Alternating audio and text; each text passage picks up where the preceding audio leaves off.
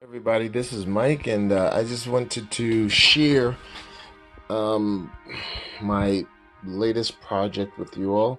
A while ago, I had just this desire to make a mobile solar powered charging station that would operate off of, that could, you know, operate 120 volts. So, as you can see, this has three outlets that operate at 120 volts. This is in the US. I'm in the United States. And it operates off of a 12 volt battery. Now, this is a bit of a first project, and it looks a little bulky and looks like a museum exhibit. But that's all right, because this is just a proof of concept for me, to make sure that I could actually pull this thing off, because this is the first project for me. And so you're seeing a lot of the things that I'm doing for the first time. So I will explain what happens here. Now, this is a 12 volt battery. Unfortunately, I started out with the battery first and didn't know that much about amp hours when I got it, because this is a Harbor Freight solar battery, 35 amp hour, which, when you start dealing with this, you know that 35 amp hours isn't really anything when you're dealing with running a 1500 watt inverter. So I realized I had to upgrade really quick. I tried to run, just to test it, I tried to run an AC off of it, only about 10 minutes. But, some of you are laughing at me right now, because you know better than to try something like that. But I'm still learning, so I'm glad that I know now. And so that's the battery. This is the solar charge controller, and this thing has been pretty good. It shows you the incoming charge. This is the voltage of the battery. It shows you the voltage of the battery, and right now the load to the battery is off, and this is the temperature right here. And here are the connections. This is coming from the solar panel chargers, and I stapled it to the wall so that it doesn't, jostle it that much. And I believe these are MPC or MP4 connectors. I don't know the specific name, but you all would know out there. And this is a 10 amp wire, 10 American wire gauge AUG, 10 AUG wire, and it just connects into the solar ports. And this is my solar panel right here. It is a let's see. It's a 100 watt, 5 amp maximum, 8 volts charge solar panel. And so I sort of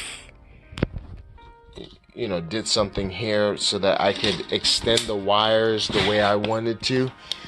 And these are those connectors again. So I just plug them in and plug them out whenever I need to. And this thing is really, really handy when I'm working on my vehicles and need some mobile power without running extension cords through the wires, the windows.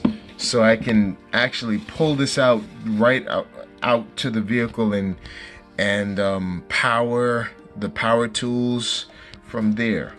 Okay, so angle grinders, drills, what have you.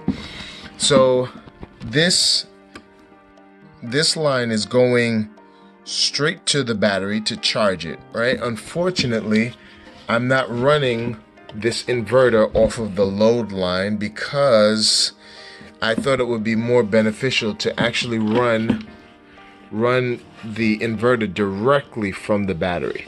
So I took the negative and positive leads and ran them into this 100 amp fuse for some voltage protection for the circuitry, and then it runs into the back of the inverter. Now that's for 120 volts. For the 12 volt system, we have just the charge controller going from the load terminals going into a fuse box, so that we can get this is the lead wire going into the fuse box, and then it disperses from here. I don't know why I got so many fuses, because I'm really only using one, and that powers this here thing, phone charger, voltage meter, and car cigarette lighter accessory type. And whenever I press this button right here, that actually turns on the load, and then you actually begin to see the voltage. It's at 12, so it really needs to charge, because when it charges, it goes all the way up to 13, sometimes 13.5 volts, and it works its way down from there. So this is when you turn that piece on, and then if I press the button again, it turns it off.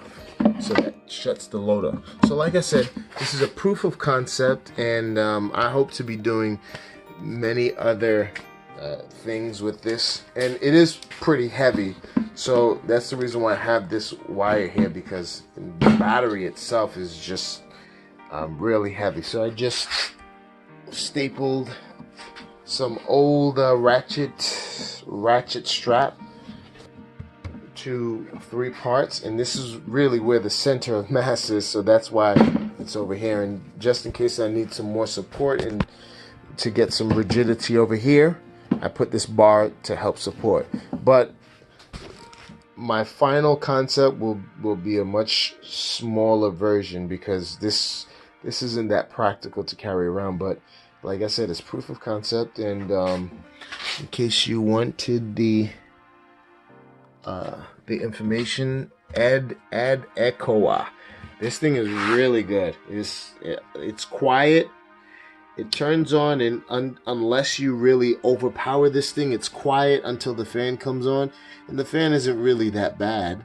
But yeah, I really need a better battery to power this. So I'm gonna go for about 100 amp hour or 2 of them to really start to build my battery bank, because this inverter has been treating me well, and it's a pure sine inverter as well, so you know, you don't have that weird buzzing or anything like that. So I really want to do right by it by getting it a better battery that it can really use for a long time.